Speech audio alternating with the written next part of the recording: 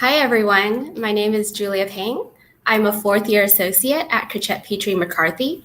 I serve as the co-chair for the Education Committee, and this event today is hosted by the Education Committee and the Civil Rights Committee. So thank you all for joining us today. This event is eligible for 1.5 hours of California Elimination of Bias MCLE credit. So please sign in for this event by clicking the link in the live chat. Or by refreshing and clicking the link at the beginning of the video description. In the description, you will also find links to the written materials, an evaluation form, and the event registration form. AABA will send certificates of attendance to all registered attendees. So if you have not registered, please register. This event will be recorded and will be made available to registered attendees. Now, I'm pleased to introduce you to our speakers today.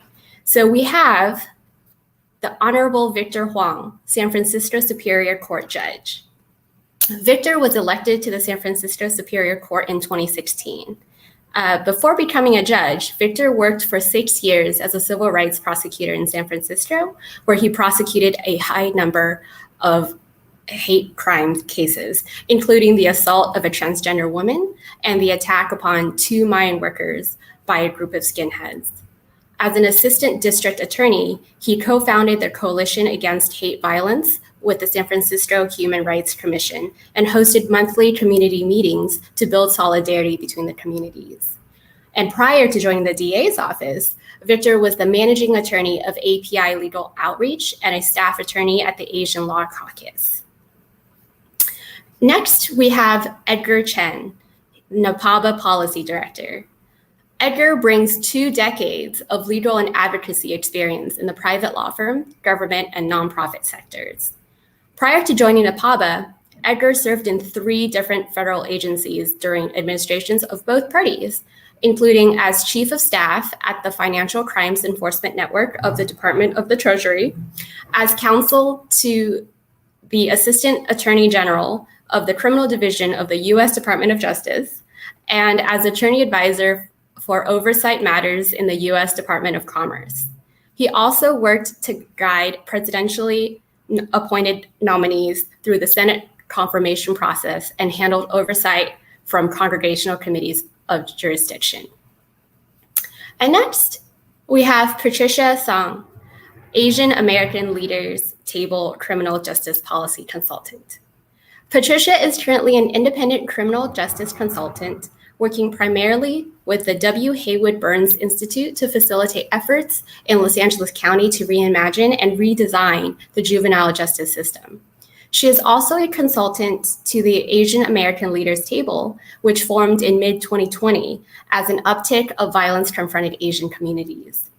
From 2016 to 2020, Patricia was the Director of Youth Justice Policy at the Children's Defense Fund California, leading its state and local work to reform juvenile and criminal justice systems and increase investments in alternatives to the carceral system. Patricia has represented youth in juvenile trial, appellate, and post-conviction matters, including those sentenced to life without parole. And last but not least, we have Glenn Kim, who is the Alameda County Deputy District Attorney. Glenn has been a prosecutor for 14 years. He currently serves as a Deputy District Attorney at the Alameda County District Attorney's Office. He was previously with the Contra Costa District Attorney's Office. He has tried 44 jury trials to verdict, including homicides, sexual assaults, and domestic violence cases. He is currently the Community Relations Liaison with AAPA, the Asian American Prosecutors Association, and has been making hate crimes law presentations to various local community organizations and speaking at rallies against Asian hate. Welcome, everyone. And now we would like Glenn to take us through a presentation to introduce us to the nuts and bolts of hate crimes. Okay, if I can get the presentation. Thank you. Good evening, everyone. My name is Glenn Kim, and I'm a prosecutor in the Alameda County DA's office. Tonight, I'm going over California state hate crime laws. California has extensive laws covering hate crimes. However, there can be challenging aspects of meeting all the requirements of successfully prosecuting a hate crime. What we, the public, generally refer to as hate crimes are mostly hate incidents. Hate incidents are acts of hostility or violence that's motivated and directed against certain people because of who they are or who they are perceived to be. Examples of hate incidents can be offensive jokes, name-calling, taunting, bullying. This can include anything from verbal slurs or hate speech that is protected speech under the First Amendment. Not all hate incidents can be prosecuted as a hate crime. I'm going to show you a few short clips throughout this presentation. And after tonight, I believe you'll be able to articulate what makes for a hate crime or what additional evidence we would need to criminally prosecute an act of hate as a hate crime. Okay, next time you ever talk to me like that, you're gonna get your ass kicked by my family. They're gonna fuck you up. What did I do? They're gonna fuck you Why? up. What did I do? Because you are an asshole. Look at the whole stairs to So yourself. you had these Why stairs don't you and go that somewhere stairs? else where you can go to a gym? This is not just for you. Get the fuck out of this world. Get the fuck out of this state. Go back to whatever fucking Asian country you belong in. Okay, You racist. fucking bitch. This is not your place. This is not your home. We do not want you here. Thanks for giving my country COVID. Now, these clips are examples of a hate incident involving hate speech. When can these acts of hate speech be prosecuted as a hate crime? So a hate crime is a hate incident involving hate-driven motivation and a criminal act that is punishable by law. So today I want to go over what exactly makes a hate incident into a hate crime that is punishable under the law. When does it cross that threshold? In California, we do have extensive statutory laws that govern and specifically cover hate crimes. They are Penal Code 422.55, which defines hate crimes, Penal Code 422.6, which is a standalone crime, a misdemeanor, 422.7, which is a misdemeanor hate crime allegation, which elevates a misdemeanor into a wobbler, meaning that it can raise a misdemeanor to a felony where the punishment can be greater if a hate crime allegation is proven. We have 422.75, felony hate crime allegation. This enhancement can be added to a regular felony crime and would increase the possible penalties. And there is also Penal Code 190.03, first-degree murder. Proving a hate crime allegation would increase a first-degree murder sentence from 25 years to life with the possibility of parole to a life sentence without the possibility of parole. Now, California also has many related hate crime laws, and I wanted to list out some notable ones here for reference. Now, those of you that are criminal law practitioners know that in felony sentencing, judges consider circumstances in aggravation or mitigation, and under 422.76, a hate crime is considered a circumstance in aggravation of the crime in imposing a triad term. Penal Code Section 1170.8 provides additional punishment for robbery or assault of persons or arson within a place of worship.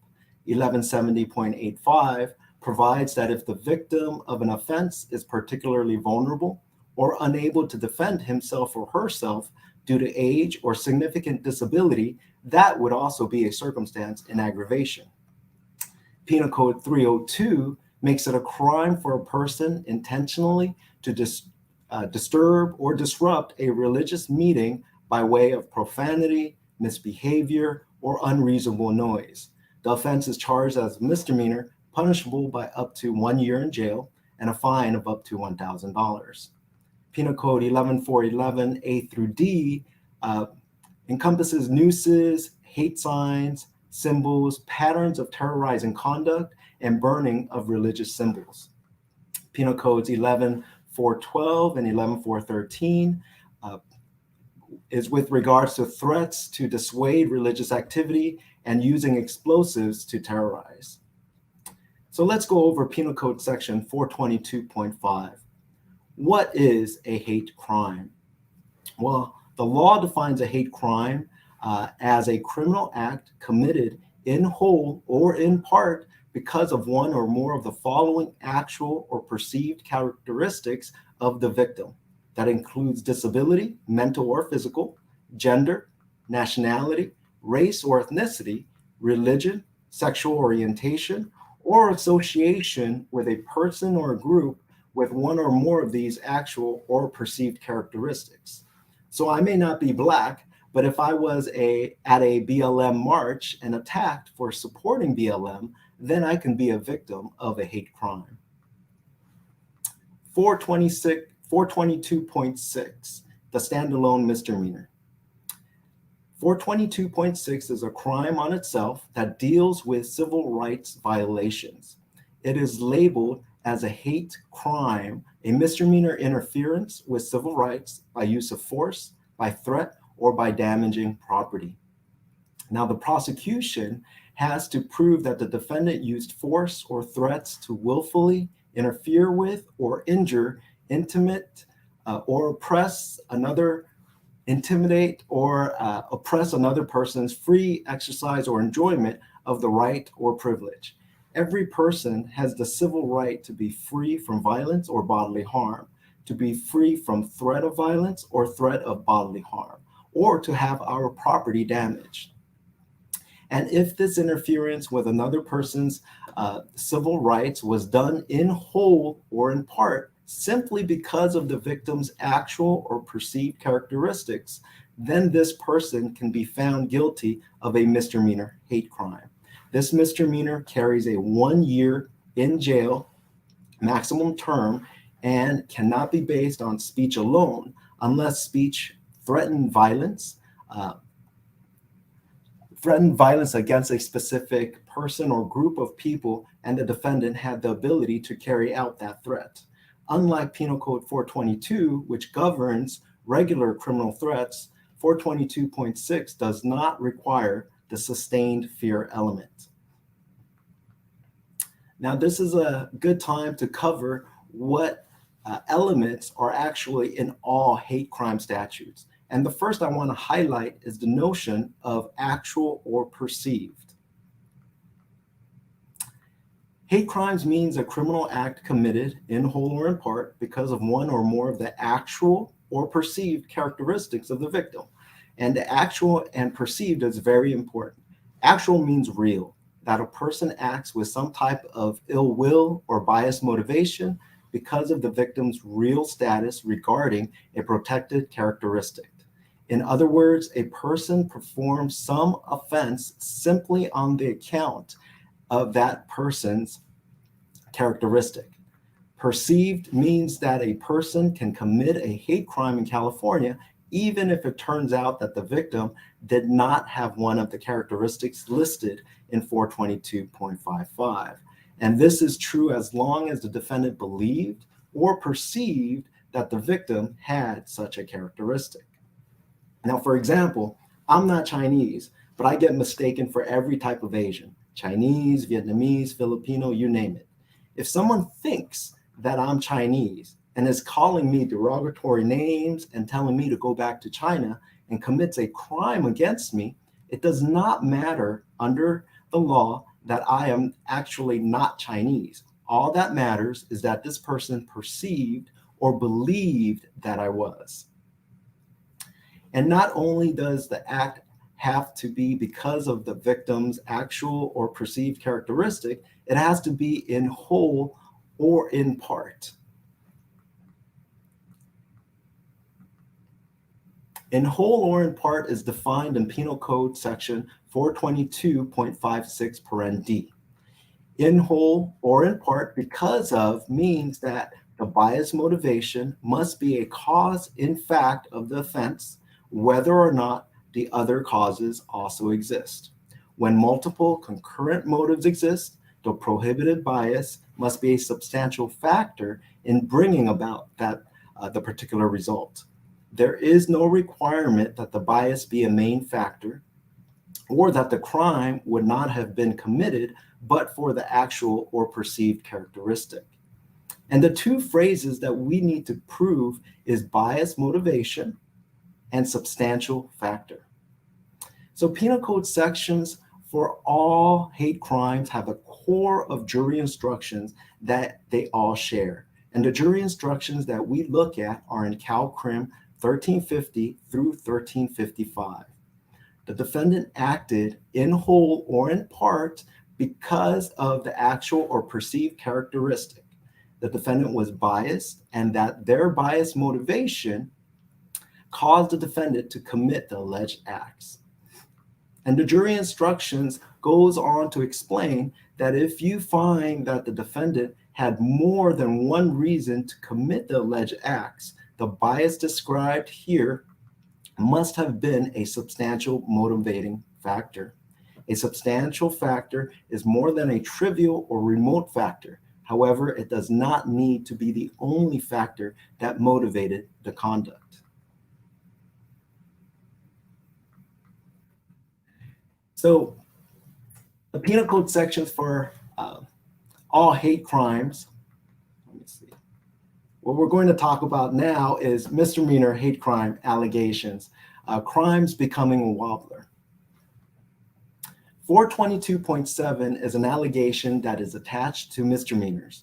This enhancement makes a crime committed against a person or property of another that would otherwise be a misdemeanor into a misdemeanor felony, a wobbler. The punishment would potentially increase from a maximum of 1 year as a misdemeanor to a felony sentence in the range of 16 months, 2 years, or 3 years, because the underlying misdemeanor now turns into a felony. When committing that crime, the defendant intended to interfere with or intimidate another person's free exercise or enjoyment of right or privilege, and the defendant did so in whole or in part because of the other person's actual or perceived characteristic as listed in 422.55, and caused physical injury. When committing that crime, the defendant caused an actual physical injury or had the ability at that time to cause a violent injury, or caused property damage, not by threat alone. There must be an injury or property damage over $950. So if we have a misdemeanor capable of causing or caused injury or property damage in excess of $950, and we have bias motivation being a substantial factor, then we can add this allegation and make this misdemeanor into a felony. Penal Code Section 422.75 is an allegation, an enhancement that is attached to a felony crime, which makes the felony into a hate crime. And it can attach to any felony or attempted felony. Penal Code Section 422.75 paren A adds 1, 2, or 3 years. Penal Code Section 422.75B, a hate crime allegation in concert with others, adds 2, 3, or 4 years. 422.75D adds that if you have a prior hate crime conviction, adds an additional 1 year. And the time is to be spent in state prison. So what is bias motivation? Well, what is bias? Bias is a preformed negative opinion or attitude. And what is motive? The reason behind an action, the quote unquote because of factor. For hate crimes, we have to prove beyond a reasonable doubt that the bias motivation caused the defendant to commit the alleged crime. And Penal Code Section 422.87A38 gives us a guideline, especially for law enforcement policy. And it describes bias motivation as a pre-existing negative attitude toward actual or perceived characteristics that can include hatred, animosity, resentment, revulsion, contempt, unreasonable fear, paranoia, callousness, thrill-seeking, desire for social dominance, a desire for social bonding with those of one's own kind, or a perception of the vulnerability of the victim due to the victim being perceived or as having a negative characteristic, such as being weak, worthless, or fair game because of a protected characteristic, including gender and disability. But we not only have to show that there was biased motivation. If the defendant had more than one reason to commit the alleged acts, the biased motivation described here must have been a substantial motivating factor. A substantial factor is more than a trivial or remote factor. However, it does not need to be the only factor that motivated the conduct. And the example that I like to use is a neighbor example. Let's say that John believes his neighbor vandalized his car. He's very upset about the car and posts on social media that my neighbor of Latin descent did it. And instead of using those words, those terms, he uses racial slurs to describe his neighbor while recounting what happened. The next day, John sees his neighbor, and because he believes that the neighbor vandalized his car, he attacks him with a baseball bat. And while doing so, yells racial slurs at him. Here, John clearly has a motive to seek revenge for the vandalism on his car, but he also has a bias against the victim because of his race, and clearly his hate of his neighbor's race is also a motivating factor in this bat attack. So the bias motivation has to be whole or in part of the reason why John committed the crime. Now, whether or not that bias motivation against his neighbor's race was a substantial factor that caused John to attack his neighbor is a factual determination. And what about the perception of the victim's vulnerability? A common defense is that the act was not motivated by hate, but a crime of opportunity. Also, suspects claim that they have friends that share the victim's characteristics, such as, I have lots of Asian friends and I don't hate Asians. Here's a couple clips. Thursday afternoon, it's after 3 p.m. along 9th Street in Oakland's Chinatown. Two men in black and white hoodies mug an Asian man down on the ground with a cane by his side. While the victim screams for help, a man wearing a white helmet intervenes. The man in the black hoodie strikes the Good Samaritan in the face with a gun. Then today, around 1 p.m., it happened again. Watch as a silver car pulls up to 9th Street in Harrison. The suspects, two of whom are also wearing black and white hoodies, run towards two people on the corner. The victim senses something is wrong and turn around, but it's too late. One victim is pummeled to the ground while another tries to fight back but is overwhelmed. The men then ride away in a silver sedan. These incidents occurred on July 15th and 16th of last month in Oakland, Chinatown. Driver had just left a nearby bank at around 11 a.m. last Wednesday when she was approached by a man who jumped out of a white sedan. He then broke the back window and grabbed her purse, even climbing inside to steal her backpack. And this also happened just last month in Oakland's Chinatown. The victim was an Asian who had just come out of Bank of the Orient and was stuck in traffic. And as you can see, that this occurred in broad daylight. Now the question is, can we charge hate crime charges for these incidents? Well, a perception of vulnerability is sometimes grounded in bias and sometimes it's not. For example, where a perpetrator loiters around the bank, around an ATM, waiting for a vulnerable target, and after avoiding several muscular young men, robs a disabled person. And as often it happens recently, it's an Asian person. Has a hate crime been committed? Well, without other evidence establishing bias, this attack, that attack, could not be proved to be motivated by animosity, such as race, gender, or protected characteristic, rather than mere pragmatic opportunism. Here is a clip of something that just happened over this past weekend. happened at about 2 Saturday afternoon. 2 armed men in hoodies tried to rob 2 women of their purses near 8th and Franklin. 2 men tried to stop them, and within moments, shots ring out. One of the Good Samaritans is shot and wounded and crumples to the ground. One of the robbers jogs to a double-parked Honda Accord. The second man trying to help, in the white shirt, is pistol-whipped and gets into a tug-of-war over a purse with the other assailant. Now, this happened last Saturday in Oakland's Chinatown. The Good Samaritan was shot twice and survived, and the other one was pistol-whipped. Can this crime be charged as a hate crime? Well, what does the prosecutor need to prove? First, there must be an underlying crime.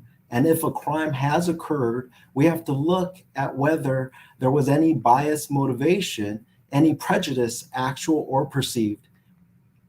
If no, then it's not a hate crime. And if there was bias motivation against a protective group, then we have to look and see first if there was bias motivation against a protected group. And if there was not, then it's not a hate crime. And if there was bias motivation against a protective group, then we have to ask the question, was it a substantial factor that was involved in committing this crime? If not, then it is not a hate crime. If there was a substantial factor in committing this crime with bias motivation, then we can charge a hate crime. The 2 hurdles in prosecuting a hate crime is proving beyond a reasonable doubt that there was bias motivation and that motivation was a substantial factor in committing this crime. Most people don't go around committing crimes yelling that I am robbing you because I hate Asians. They don't wear a Chinese top hat or a wig with a long ponytail that looks like a cute haircut, yelling anti-Asian epithets. If they do, of course, that makes a hate crime prosecution that much simpler. But here we need evidence to show a person's state of mind. State of mind basically means, what were they thinking? What were their intentions? Evidence of bias motivation can take a number of forms, including an admission of bias, a history of similar attacks with bias, or the nature and circumstances of the attack. Obviously, we first look to see if the individual used certain language, racial slurs, demeaning looks, taunts, certain melodies that are associated with certain classes. Then we look for any admissions or confessions. Do they admit that they have hate, that they are biased against a protected characteristic? What do they say? It can be difficult to prove this element if the person who committed the crime doesn't say anything to us about why they committed the crime. But some criminals make it easier to prove their state of mind, and some are very difficult. This occurred in February of this year, and it shows a 71-year-old woman being violently attacked and her purse taken. This is a clip of a 91-year-old man being pushed in Oakland Chinatown with no provocation. An 84-year-old Vichar Ratana Pakti died as a result of that incident. And also in February of this year, 3 suspects attacked an Asian man in a San Francisco Chinatown laundromat and took his wallet. You know, I don't show you these videos to racial profile the attackers or to inflame tensions. I show you these so that we can understand what is going on in our community. So what can we tell beyond mere words? What if nothing was said during the attacks and we don't end up with any admissions? Well, we have to look at objective signs of hate. What can we tell beyond those mere words? Does this individual have any tattoos, any clothing, patches, adornments that's associated with signs of hate? Do they have any bumper stickers? Do they have any paraphernalia associated with hate? Do they own any at home or in their car? Examples would be nooses, swastikas, literature from known hate groups. We look at the surrounding circumstances. Is there any significance as to the date, time, location that's associated with a particular vulnerable group? Was it during a particular day of celebration? Has this person posted any social media posts or liked certain pages that are associated with bias or discrimination against a protected characteristic? Is he or she visiting white supremacy websites or sending and receiving messages that promote hate? Do they have any internet searches that they've done, browser history? Does this person, individual, have any group affiliation? Does he belong to the Proud Boys or the KKK or to any other known organization that promotes hatred? Any subscriptions, donations to certain groups? Are they going to claim as a defense that they have friends that share the same protected characteristic as the victim, and that if a crime did occur, it wasn't a hate crime, but simply an opportunistic one? Do they have any criminal history or documented incidents involving hate, any lawsuits, complaints, lawsuits against them in the past? In order to prove motive, we try to look at anything available. It's a factual determination, meaning that no two cases are the same. Now, I hope you understand what makes it possible to prosecute a hate crime under California law. With that basic overview, I hope you have a better understanding of hate crimes laws in California, and thank you very much. Please feel free to contact me. That's my information. Thank you. Thanks, Glenn. And if the participants want to learn more about what Glenn just taught us through his PowerPoint, I would recommend you check out this video with Victor. It's called A Prosecutor's Stand. And it's a case study into 3 of the cases that he helped prosecute. One is against a Mayan dishwasher, another is against an African-American homeless man, and the last is against a transgender woman. I would highly encourage you to watch that video and understand more about what it's like to prosecute, and as Glenn mentioned, the difficulties in proving that case. And now let's hear from Victor, who will discuss his experience both as a prosecutor and now an adjudicator on these sort of hate crimes. Sure, thanks very much, Julia. I want to thank AABA for inviting me today, and also thank all of the folks for being here today. I'm very proud to have been a past president of AABA, and I just want to reinforce for those of you who are newer to AABA that AABA has a very long history of progressive activism, and individual AABA attorneys have taken on a lot of cases over the years, both on hate crimes and other civil rights issues. And I encourage folks to use the material that Glenn has just presented to think about ways to help. And I know that the AABA board is talking about the number of victims that we've seen recently in the Bay Area. We really need attorneys who can step forward, and I'll talk a little bit more about that later. But in the time that I have, I thought I would just share a couple of observations about the hate crimes cases I've worked on, both as an attorney with the Asian Law Caucus and with API Legal Outreach, and also as a prosecutor here in San Francisco. And I'll mention, just for balance, I also used to be a public defender, so I've seen both sides of the coin. But the first observation I would make is that a lot of hate crimes have systemic root causes, and these aren't really apparent to the police or the prosecutor, who only see one moment in time, but we know it. So a lot of times we'll see something as community members, and we know that they are hate crimes, even if the police don't have the evidence to go forward, as Glenn has mentioned. When I was a staff attorney at the caucus in the 90s, we started taking a lot of complaints from Southeast Asian families in public housing here in San Francisco who were being victimized by their neighbors, predominantly African Americans. Their tires were being slashed, their cars were being torched, they were being smoke bombed. And I remember one of our lead plaintiffs was a 16-year-old girl who had been beaten so badly she was deaf in one of her ears. And the housing authority's response was to use the hate crimes to move them from project to project, to say, well, it was just one bad apple, we're going to move you away from that other family. But what we saw was that it was more of a systemic issue. It had to do with the wave of Southeast Asian immigrant, refugee immigration being moved into public housing, displacing the existing African American population that was there, creating a tension where the African Americans felt like this was their turf and it was being taken over by Southeast Asians. So from the caucus, we filed a federal class action lawsuit against the housing authority itself as the housing agent for all of these communities and ended up reaching a multi-million-dollar consent decree that invested in both the African American and the Southeast Asian communities who had no ability to speak to each other. You're just throwing people into the mix.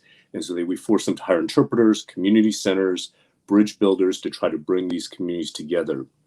In the case that Julia mentioned, where I prosecuted a group of skinheads who bumped into two Mayan dishwashers here in the Tenderloin in San Francisco late one night and just beat them in the middle of the intersection while people watched and yelled things like, "Go back across the border, run like you ran across the border," and things like that.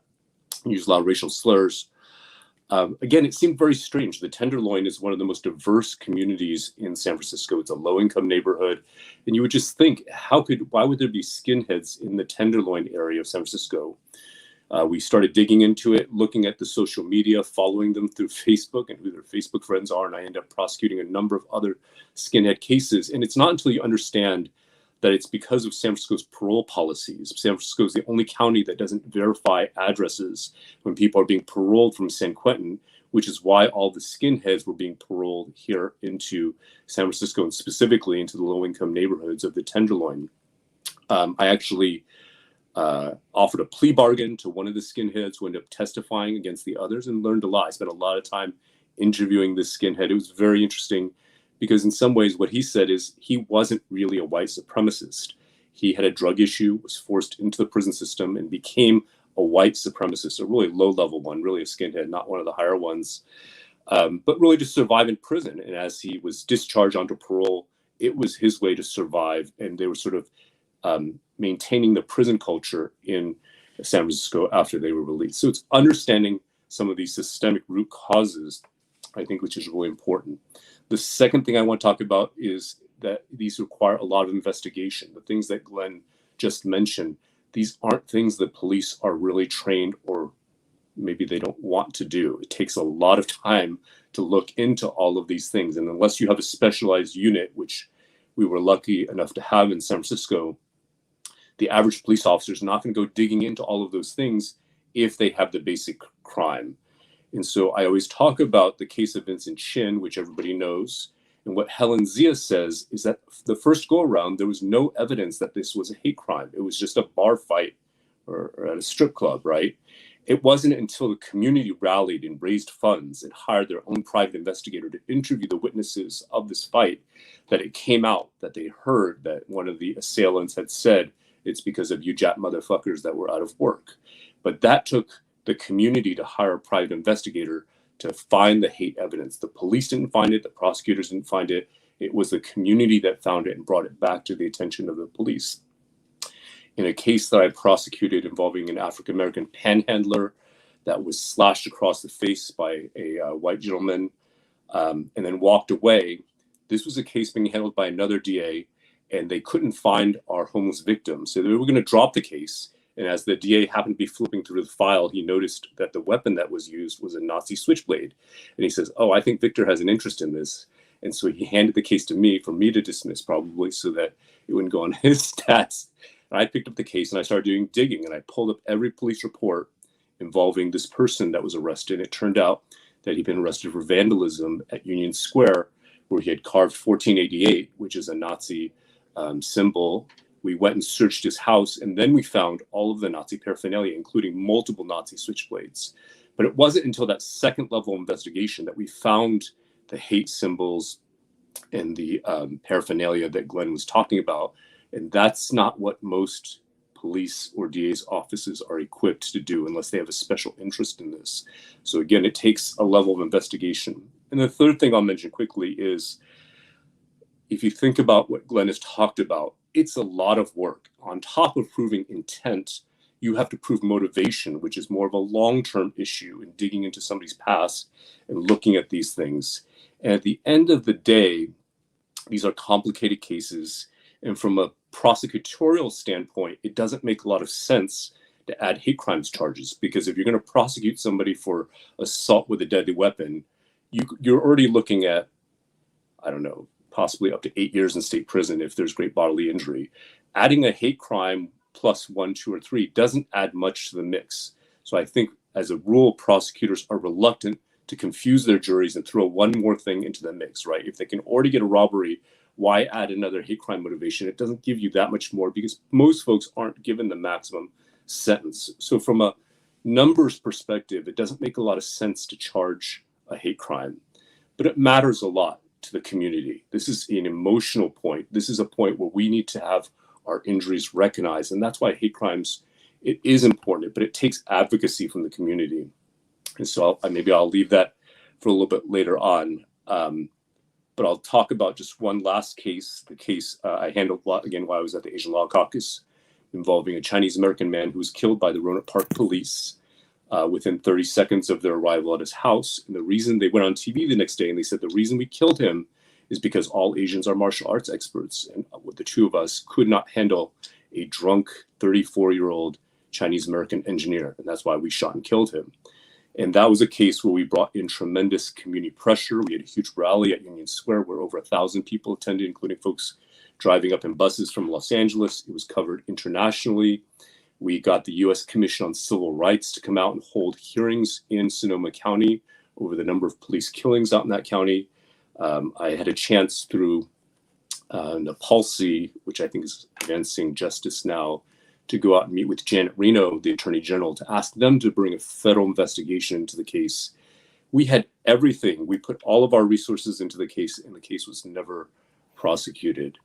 But it takes that level of advocacy, I think, to get some of these cases looked at. And so I think that's, again, a role that I would encourage AABA attorneys to think about and to take on. And I think I'm running out of time here. So the last thing I just want to say is I have ideas. And I think there are ways that AABA attorneys can get involved. And it's really important. We really need folks to step up and use their legal skills right now. But I'll save that maybe a little bit later for the Q&A. Sounds good. And Patricia will talk a little bit about the policy responses to these systemic root causes that Victor mentioned. Great, thank you. I want to pick up on the same thread or a similar thread, but also take the conversation in a different direction as well. But before I do so, I want to say two things right off the bat. One, that in many ways, my 10 minutes comments will be completely unsatisfying, that I will complicate, I think, this issue, these incidents, and say that there are no easy answers. There are probably more questions that arise as we look at criminal justice responses and responses outside of the criminal justice system.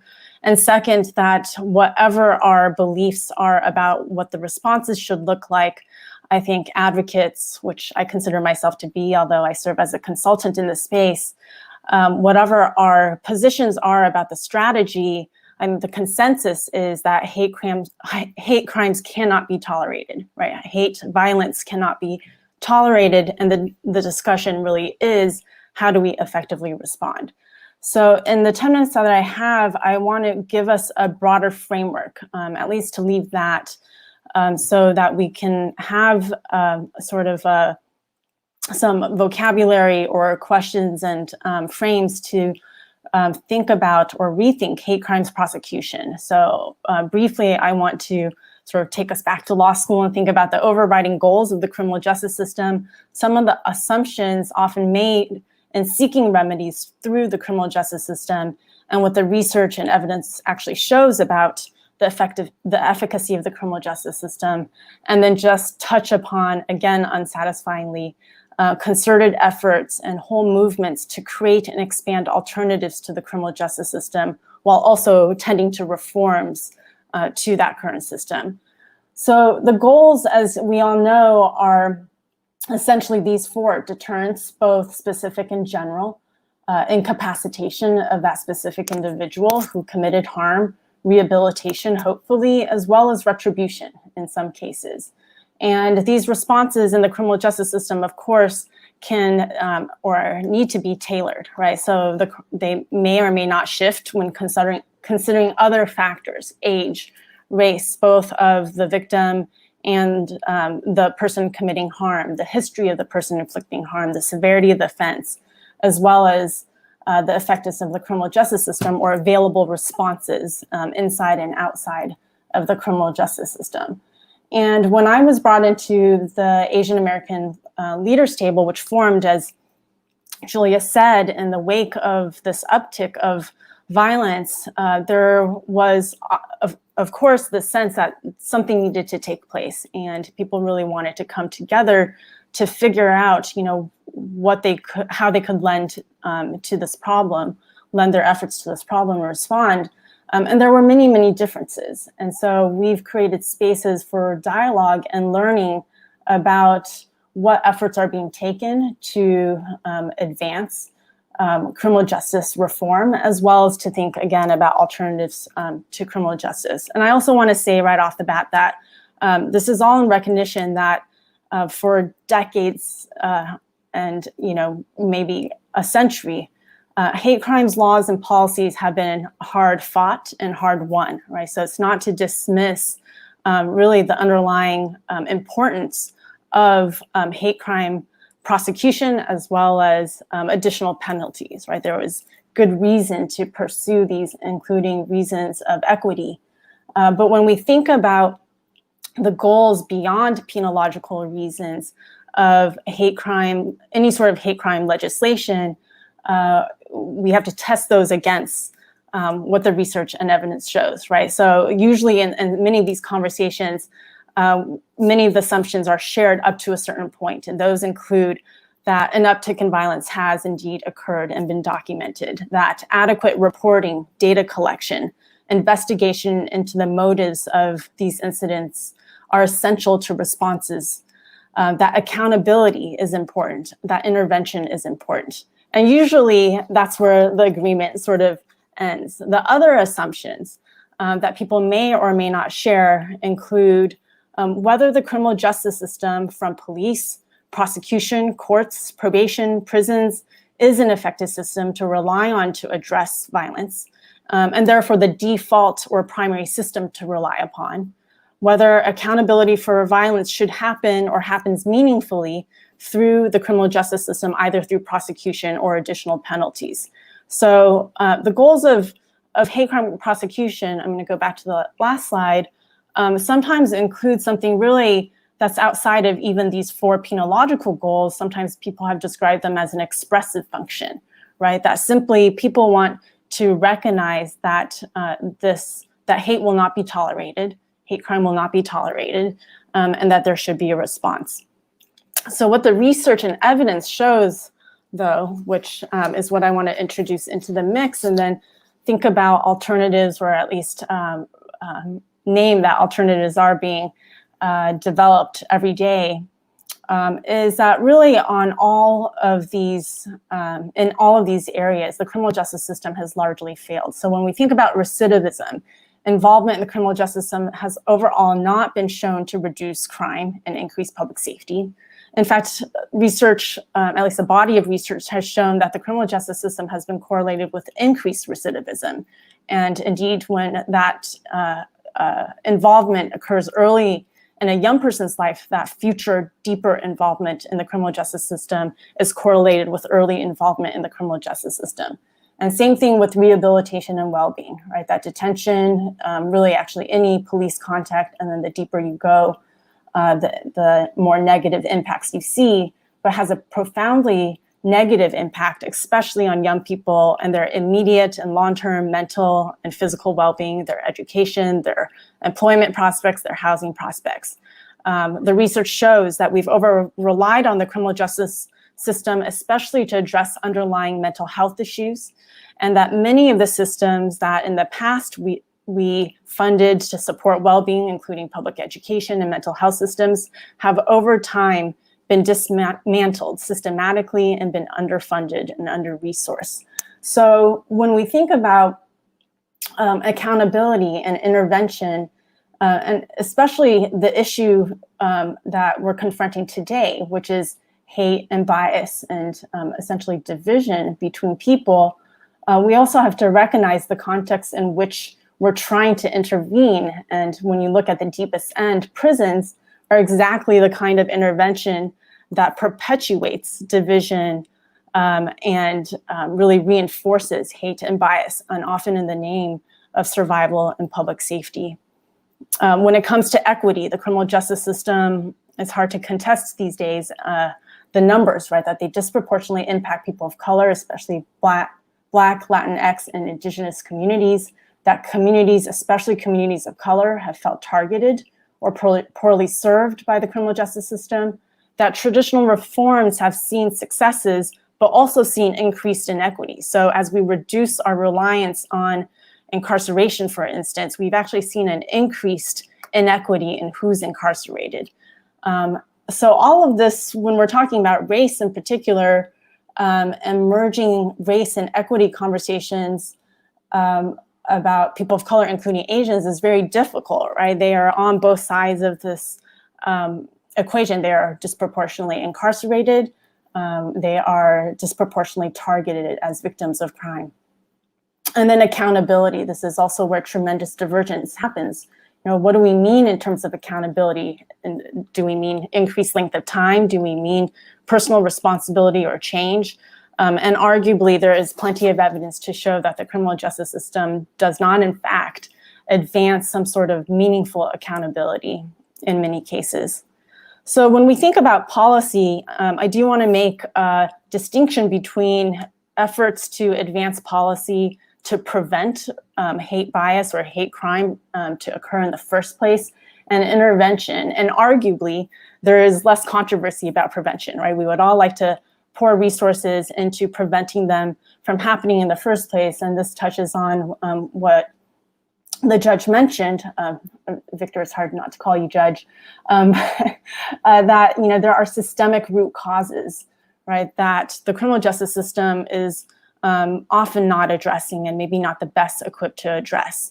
But we can't ignore after the fact, when an incident happens, what intervention to take place or should take place. And so there is a whole body of work and, like I said, movements to really develop and expand and fully resource more restorative alternatives through other systems that intervene and prevent future harm by an individual.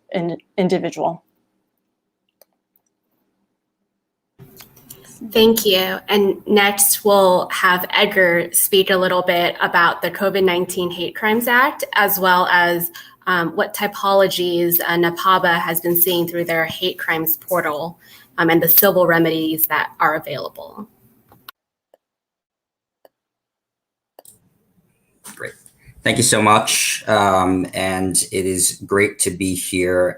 Thank you so much to AABA of the Greater Bay Area for inviting me. I'm Edgar Chen. I'm the Policy Director at the National Asian Pacific American Bar Association, or NAPABA. And even though I'm joining you today from Washington, D.C., my family actually lives on the peninsula. So personally, I'm very honored to be part of this panel. So today I'm going to discuss briefly two areas. The first, as Julia mentioned, is the legislative and policy aspects of hate crimes law, focusing on the recently passed COVID-19 Hate Crimes Act. Congress just passed that, and the president signed that into law in July.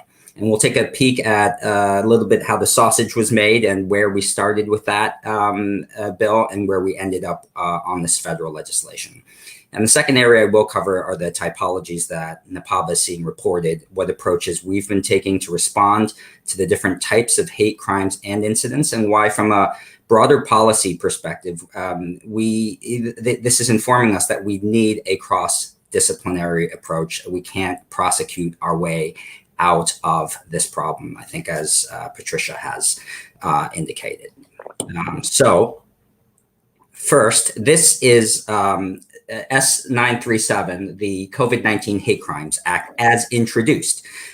Here's the original text, which was introduced by Senator Hirono of Hawaii and her counterpart in the House of Representatives, Congresswoman Grace Meng. The legislation as introduced did several things. It ordered the Department of Justice to designate a point person to facilitate the expedited review of quote unquote COVID-19 hate crimes. And so what is that? The term COVID-19 hate crimes was also defined here. Glenn has talked in depth about what the elements are, statutory elements are in California at the federal level. 18 U.S.C. 249, the Matthew Shepard James Byrd Hate Crimes Act, has the same elements. You have to have an underlying criminal act, often involving bodily injury or threat thereof, and it has to be motivated by race, religion, other protected categories. In the legislation here, they added for COVID-19 hate crimes a motivation that was based on not only here, as Glenn discussed, the actual or perceived race, ethnicity, age, color, etc., but so in the conjunctive, the actual or perceived relationship to the spread of COVID-19 of any person because of the characteristic described in subparagraph A. And so what this was trying to, what this was trying to get at was that which we've seen, this blame speech, scapegoating of the China virus, the Wuhan virus, the Kung flu, and it was designed to, cast these hate crimes in particular that were happening against Asian Americans in this sort of context that was motivated by this type of blame speech. This did not politically sit well with opponents who were already skeptical of the perception of criminalizing hate or criminalizing thought or speech.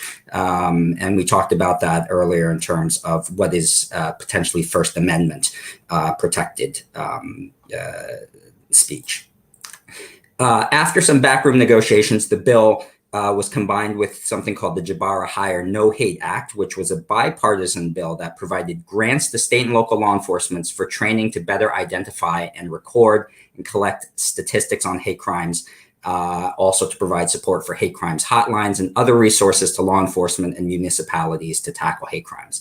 The definition of COVID-related hate crime was jettisoned altogether from the bill that was actually passed. What survived from the original COVID-19 hate crimes bill was the DOJ still had to designate a point person, and there was some language in here about guidance for hate crimes committed during the COVID-19 pandemic. And interestingly enough, there's also a provision about alternative sentencing here that where a defendant may be ordered as a condition of supervised release to undergo educational classes or community service directly related to the community harmed by the defendant's offense. But the bulk of the past legislation enacted into law was on funding to improve data collection and training to identify hate crimes. And good news from NAPABA, we were recently able to co-sponsor a resolution before the ABA for the first time in our history, urging all jurisdictions currently lacking hate crimes legislation or lacking mandatory collection of hate crimes data to enact such legislation. And it also calls for a broadening of the predicates to include menacing conduct, harassment, and trespass, as well as calls for civil penalties for victims to find remedies against perpetrators at a civil preponderance of the evidence standard. And why is that needed? You can see from this map, the gray states are the areas that do not have any data requirement on hate crimes. The red states here, Wyoming, Arkansas, South Carolina, as well as 3 of our territories, Guam, American Samoa, and the Northern Marianas, lack hate crimes laws altogether. And this, from a policy perspective, in terms of data collection, has been problematic because currently the FBI relies on voluntary reporting from state and local law enforcement to report hate crimes. And I think as Victor said, it's really difficult if you can charge the assault and battery. Folks are not trained to ask the questions. What was the motivation of the perpetrator? Were there racial slurs used? And so we are not getting a complete picture data-wise of what is going on. And what is going on, what we're seeing, if you look at, let's say, Stop AAPI Hate's numbers on hate crimes and hate incidents, the vast majority, the bulk here, are going to be in the verbal harassment, name calling tranche. with avoidance, shunning, workplace discrimination, online harassment, heavy here, and physical assaults, the actual criminal hate crimes as opposed to hate or bias-driven incidents, accounting for 12% approximately. Now I'd like to pivot sort of to talk about what we're seeing and how the data we're getting sort of correlates to these findings and some of the typologies. And I think it will segue nicely into a couple of things that all of our panelists have talked about. We do have an online hate crimes portal. I encourage folks to come to NAPABA.org and look under hate crimes resources. This is a quick sort of overview of what happens when you come on and report an incident. And what I'm going to show you here very quickly are a couple of actual hate crimes reports. They're redacted for privacy about what we're getting. So here, physical harm, verbal harassment, name calling, racial slurs, and then assault. Let's see quickly. Here we have someone in New York riding on the subway who was called racial slurs, and then when they got off the train, they were sucker punched. We get these, which meet those standards of both evidence of racial motivation as well as an underlying criminal act. But we're getting a lot of this too. Folks reporting just text messages, online harassment. What do we do with this? A so-called friend writing to another friend complaining about that person's wife and then inserting some racist language. Is it First Amendment protected? Is it a threat? Is it just people talking? And I think the point here is that in the era of viral videos where violence has been escalating and people are hyper vigilant in the Asian American communities, incidents like what we see here that are probably not going to be not only criminally prosecutable, but not judiciable or legally remedied at all. The microaggressions, the nonviolent hate speech, these are getting reported. And the reason why is because we continue to tell the public, groups like NAPABA and law enforcement, report, report, report. Be seen, be heard, stop being invisible. And for, I think, a community that has suffered for generations from perpetual foreigner syndrome, model minority myths, and invisibility, the issue is that if we don't respond to these, and the criminal justice system does not recognize these as hate crimes, and if we don't respond there's a re-traumatization. So people pour their victimhood when they come onto NAPABA's website and they talk about what's happened to them, and they hit send and they think that their complaint has gone into the cyber ether. And here's just another example. This is not a hate crime. This is workplace discrimination. But the complainant said, I want an Asian American supporter who recognizes the many challenges our community faces, especially at this time, and be my voice. And that is what I think is so important. That's why at NAPABA, we want every credible complaint to be responded to, even if there's no legal remedy that exists, like what we saw with the texts. I want to skip real quickly to this because I thought this segues nicely to what Victor talked about in public housing. Here's an incident, the private residence, constant harassment and hostility from tenants in the homeowners association. This is, where I think AABA, NAPABA are affiliates. If you are not a prosecutor or not a civil rights attorney, but you have legal skills, this is something where, a landlord-tenant expert could come in handy. There's going to be other areas of the law, including in education and in school bullying, where the criminal realm is not appropriate, but there are civil remedies potentially available. And we need to think creatively, we need to think broadly, and we need to offer these victims avenues when Glenn's office can't take the case, or when, SFPD doesn't come up with the evidence. What can we do? And a lot of times, if it's not a legal remedy, we may need to just tell them very kindly and compassionately, you know what? You perhaps it's, are you doing okay? Are you getting the help you need? Are you getting the support you need? Because they might just need someone to talk to and share and vent. And, we as lawyers can listen, even if we don't have legal remedies. And for NAPABA, I think it's 3 parts, and I'll conclude on this. I'll get off my soapbox on this. One, we're part-time intake attorney, we're part-time social worker, and we're full-time human beings. And I think that is the way that we need to be interacting with all of these victims, whether or not they have suffered a criminal, victimhood, or an aggression that is in the incident side. Thank you. Thank you, everyone. That was incredibly informative. And just following up on what you were saying, Edgar, and to all the panelists more broadly, if you have advice on how all of us, not just attorneys, but even if we talk to our friends who are not attorneys, how to respond to these reports of criminal incidents, where based on Edgar, what you just showed, there's a lot more of these criminal incidents than there are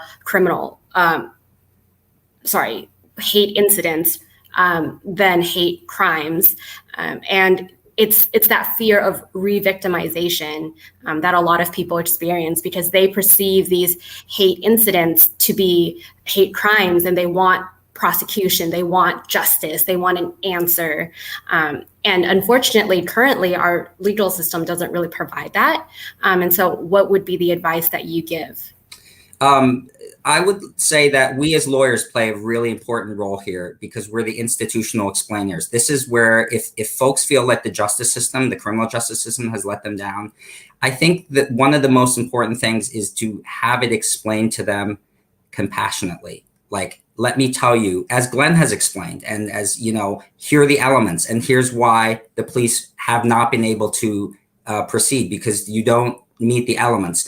And it's not to tell them that they don't have a valid sense of victimhood or that a severe, feeling of being wronged, but taking the time to explain it. And that's our job. I think what we can do most as lawyers is sometimes to explain why the declination happened, and having it explained from someone with a law degree, but in a trauma-informed way, because you are dealing with victims here, right? And it can be very delicate if you tell them, one, that their case has no merit legally, and then you tell them, you know what you need? I think you need some counseling, and then they think you're telling them they're crazy. But with proper training, I think part of it is, again, listening and validating that what happened to them was wrong. They have a right to feel the way they are. And as a lawyer, let me just explain to you what happened and possibly offer some additional avenues, like maybe it's a restraining order, or maybe it is again, landlord-tenant, a lawyer, if the homeowners association is allowing for one tenant to harass another, so thinking broadly also. I just want to echo Edgar and what he just said, because it's so important for the public to understand the complexities of hate crime prosecution. That's why, our office started to do these presentations, especially in the Chinatown, Oakland community area. I've been doing a lot of these presentations because of the fact that there's a misnomer that we don't care as prosecutors, and we're just not prosecuting because, we simply do a blind eye to it. But the fact is we do care, and we actually created a special response unit. And instead of calling it a hate crimes unit, it's a special response unit where we respond to the community, where, we've got a free toll hate crimes toll line or hate incidents phone number where they can call, and we actually call them back. And we actually do take that human approach with each and every contact made, trying to explain to them that it might not be a hate crime, but it is a hate incident and why we care. And to piggyback off that, why you should report, even though you don't think it's a crime. Well, there's a lot of resources like OPD or other police departments have, and they need to know where are they going to put more foot patrols, where are they going to put more officers visible to the public. And what really helps is to have a lot of these reports where we as prosecutors can take them and say, we might not be able to prosecute criminally, But here's all these complaints that are coming in, not just to your office, not just to 911, but through our office and through other organizations. If I could jump in, Julia, just on this topic of what AABA attorneys can do, in addition to what Edgar and Glenn have mentioned, through the AABA clinic, when I used to run the AABA clinic, we would have individual attorneys pick up these cases and listen to these victims and maybe send a demand letter or make a phone call. Say, hey, I'm calling from X and YZ big law firm. I'd like to talk to you about these harassing messages that the condo association's been sending to this person, or send a cease and desist letter. And I agree with Glenn that they should be all reported. At least at SFPD, there is a special victims unit that handles all of the hate crimes cases. And they might do a follow-up call. They're like, well, we don't think there's a threat here, but let's call to check it out and see. And they would actually call the other party and say, we've received a complaint. We're not sure it's a crime. We'd like to hear your side of the story if you'd like to talk. And they would actually investigate it further, even if on the surface it didn't look like a crime. And then the last thing I'll mention is, for the cases where there is a crime charged, but there's not a hate crime charge, and if it's important for the victim to see that hate crimes charge, then under California's Marcy's law, the victims have a right to be informed at all stages of the criminal prosecution. And that is so rarely enforced, I think, in San Francisco, and I'm sure in other jurisdictions. They don't know that they have those rights. And I think we've heard in the news media, at least, of a number of these high-profile cases where the victims are like, I have no idea what happened with that case. They settled the case, they dismissed the case, charges are filed, but they're never told about what happens. And I think that is adding to the injury, I think, that Edgar was mentioning, is they're not a part of the process. I had a lot of hate crime victims that I kept informed of every stage. They would attend all the court proceedings. A lot of times they were in support of a restorative justice model. They did not want to see the perpetrators go to prison. And I think I always respected what they had to bring to the table. And I think that's so important.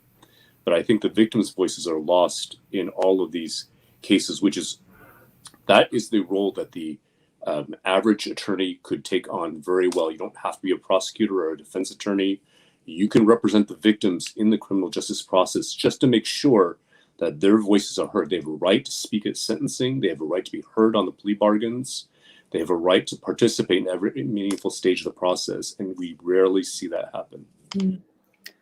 I'll add, just picking up on that thread, that the distinction between, prosecutors interfacing with victims and having the victim's interest in mind, but representing the people is an important one, right? That victims all the time feel like they are left out of and not properly included in the criminal justice process. And we didn't have time to talk about restorative justice. And to my horror, my slides didn't show up on the screen. And I wanted to talk about the whole continuum of the criminal justice process and how we can think about alternatives at each step of the way, right? So some of you have asked about non-carceral alternatives sort of at the front end of the system. And then even at the back end of the system, when we think about incarceration and something that is more healing oriented than what our prisons currently look like.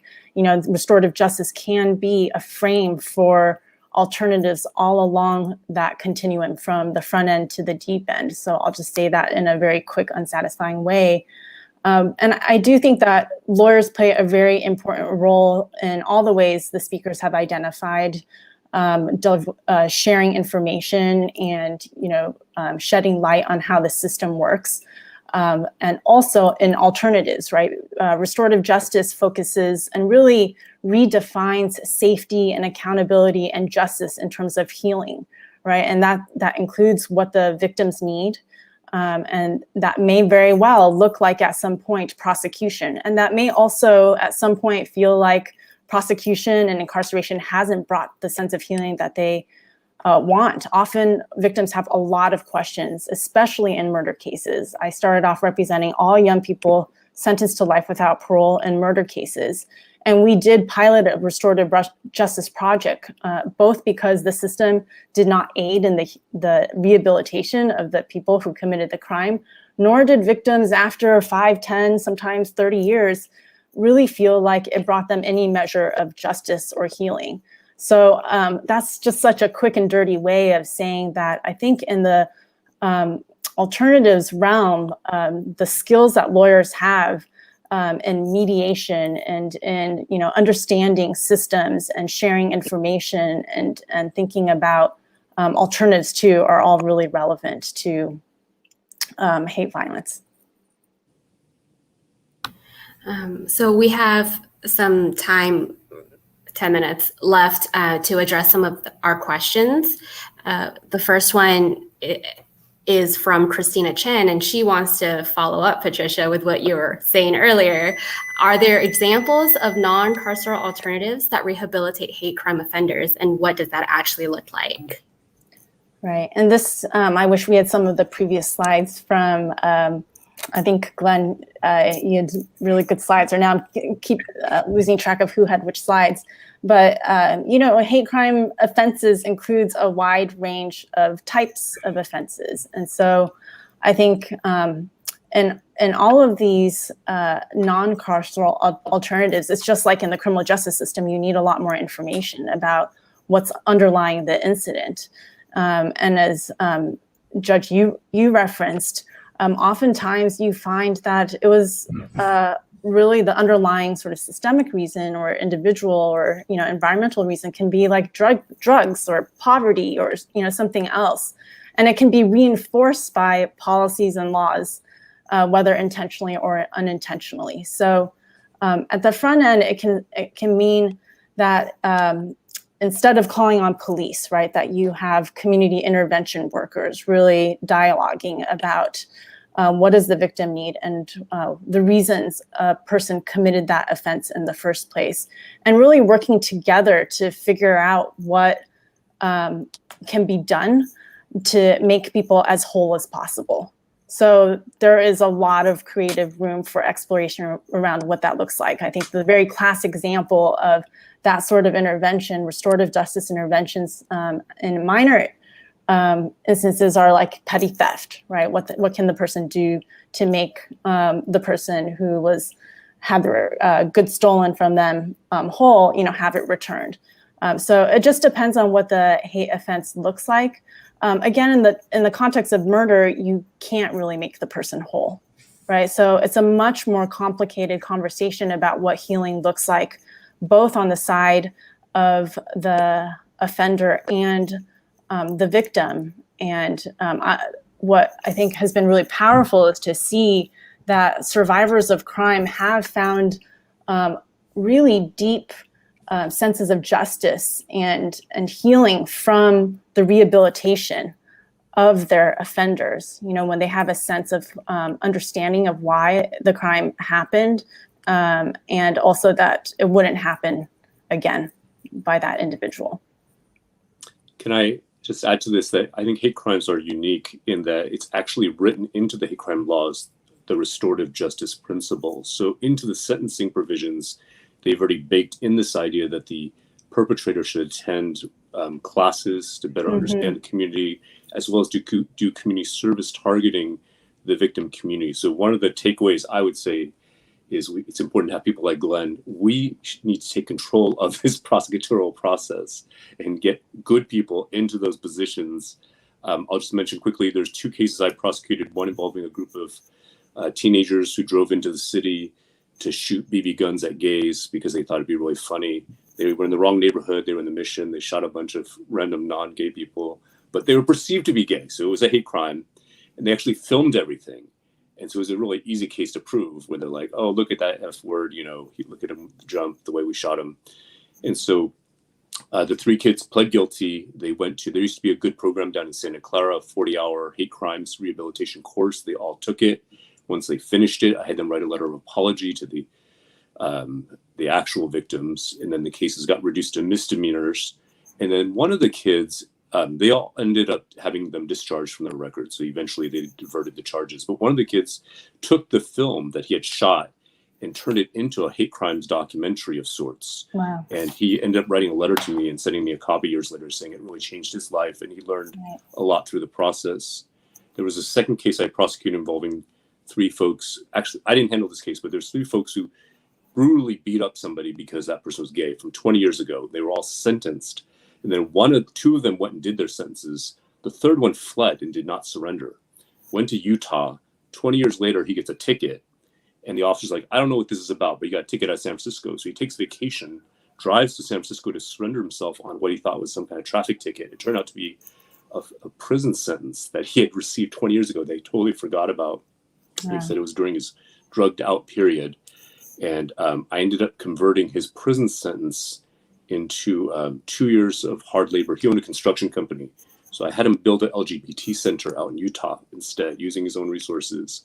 And I said, if you build the LGBT center, then we'll convert your prison sentence and consider it hard labor done. So there are ways to be creative in this if we can get the right people into managing this power that it carries. Mm-hmm. Great. Our next question is from Hudson Liao, and he asks, do you think there needs to be changes to the existing laws so that hate crimes can be more easily categorized and applied by our legal system? And do you think it is the best it can be already?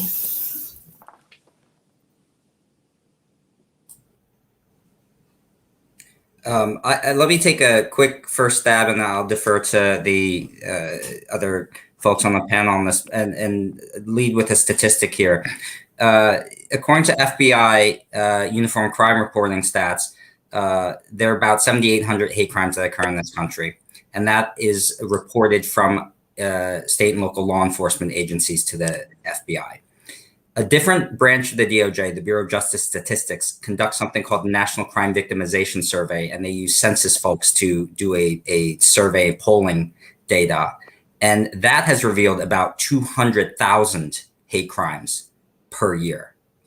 So there's this gigantic delta between what victims are experiencing and not reporting to the police, and also what state and local law enforcement is categorizing as a hate crime. So a lot of what has just passed in Congress here, overwhelmingly, 94-1 in the COVID-19 Hate Crimes Act, are resources to help law enforcement better identify hate crimes. And we can disagree on whether or not that is the right use of that funding in terms of helping law enforcement or helping communities. But there is clearly a training problem in identifying what is a hate crime, because of all the complexities that Glenn has talked about and Victor has said in terms of what is your priority as a first responder on the scene. Are you going to investigate a hate crime, or are you going to try to identify who the perpetrator is? Mm-hmm. Hudson, that's such a great question, and it's going to take a lot more dialogue with our community members to come up with an answer. I think for me personally, as a prosecutor, I take the holistic approach of trying to heal our community. And like Patricia mentioned, the truth is, you go to prison, you're going to probably have more hatred coming out, and I don't want that. But I also want the victims to be whole. Obviously, I have a perspective as a prosecutor coming from the point of view of victims' rights, and I will take into consideration what a victim wants. Like Victor had said earlier, a lot of times hate crime allegations, they don't add much, but at the same time, victims want to hear and call it what it is. It's a hate crime, so even if it is a felony, we might try to tack on a misdemeanor hate crime charge just so that it is what it is and victims aware of that. But I think, number one, you've got to have dialogue with the defense side as well as the victims, and see where the movement can be, where the agreement can be. Because it's hard if a defendant basically says, I didn't do it. That's one thing, but if a defendant does say, hey, I did it, but it wasn't hate motivated, then the conversation can be steered to say, do you understand why a victim would see this as being motivated by hate against who they are, and then you get that dialogue going. So I can only speak for myself, but I know that my office puts people in positions of making charging decisions that do have life experience, that do look at the holistic approach and not just say we want prison, because at the end of the day, Patricia's dead on. Our prison system needs change. But I think we all right here can agree on one thing, and that's we want hate crimes to stop and to stop now. That's why this discussion is so important. And that's why I hope this movement of being able to speak up just continues and that, you know, the public is aware that we do have a voice. Great. We're coming up on 6:30, so we'll do this last question from Natasha Hwang, who is having some trouble reconciling the conflicting messages that's been conveyed. One is hate crimes won't be tolerated, but on the other hand, hate crimes are too hard to charge and lead to inequity, so we don't charge them. If you guys could please respond to that.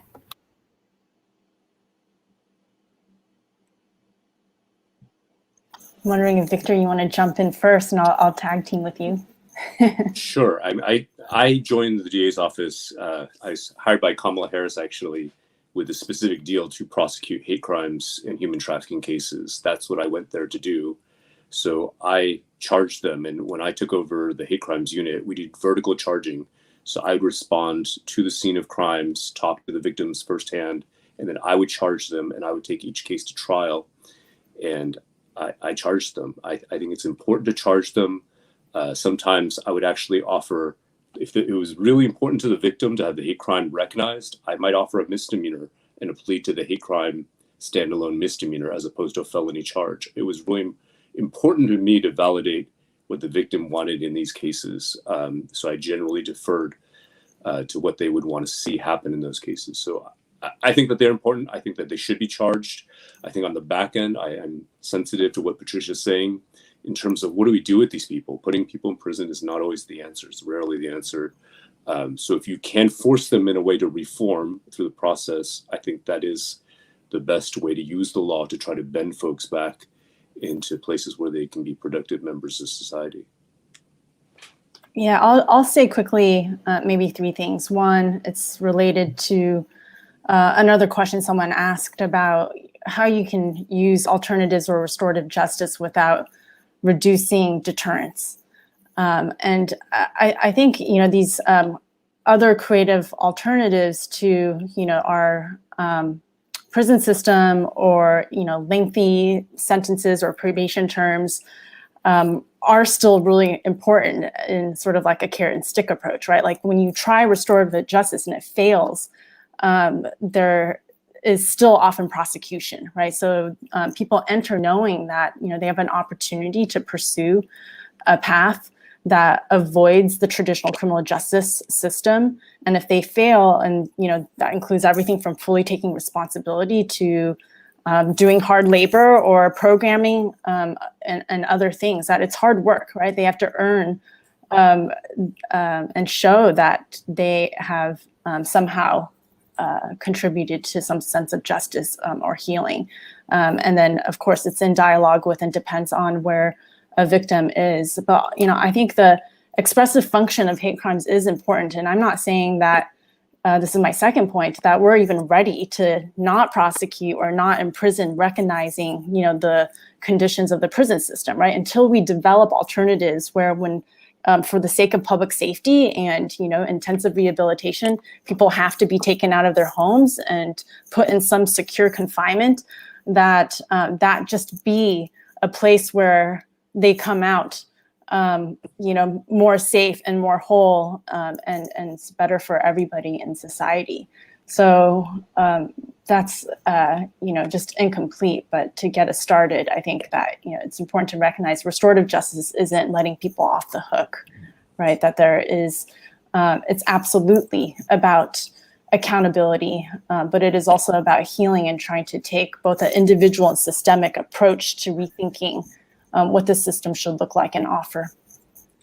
I'd like to just say one thing also in address this to, you know, as a former prosecutor myself, you know, at the federal level, we had something called a speaking indictment, right? Where even if the charge is not the charge that is sought, and I worked in the human rights unit that dealt with former Nazis, Bosnian war criminals, Rwandan genocidaires. If we're not charging genocide or war crimes under 18 USC, we're charging immigration crime for lying on the refugee application to come into the United States.